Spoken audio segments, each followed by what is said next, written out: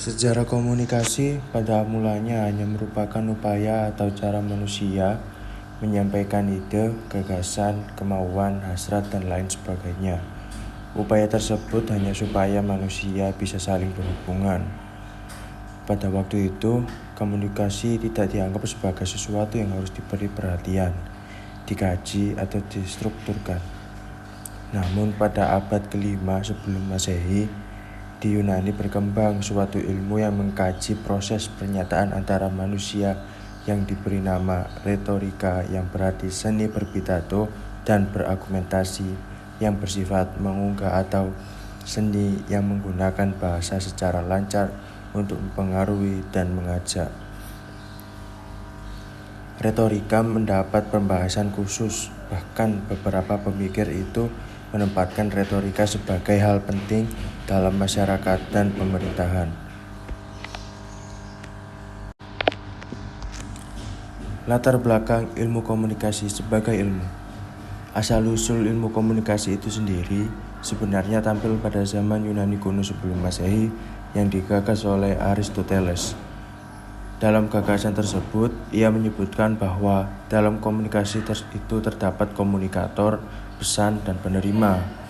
Kesimpulan dari gagasan itu ialah jika komunikator menentukan gagasan atau pesan, kemudian diarahkan pada khalayak pilihannya melalui saluran atau media yang dimilikinya atau dikuasainya, maka akan keluar hasil yang diinginkan.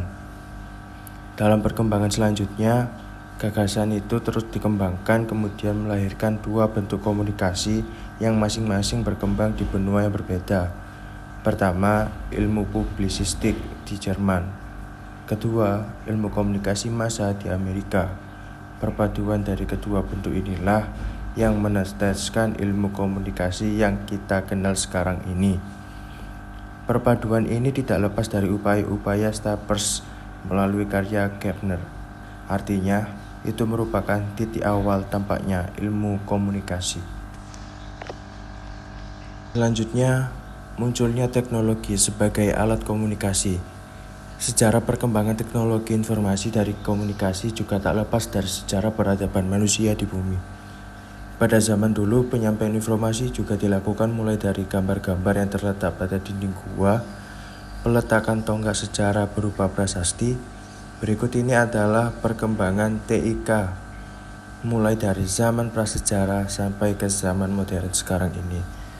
Yang pertama, masa sejarah. Masa sejarah bisa terhitung mulai tahun 3000 sebelum Masehi hingga 105 Masehi. Pada zaman ini, teknologi informasi dan komunikasi yang dilakukan oleh manusia berfungsi sebagai sistem untuk pengenalan bentuk-bentuk yang manusia kenal.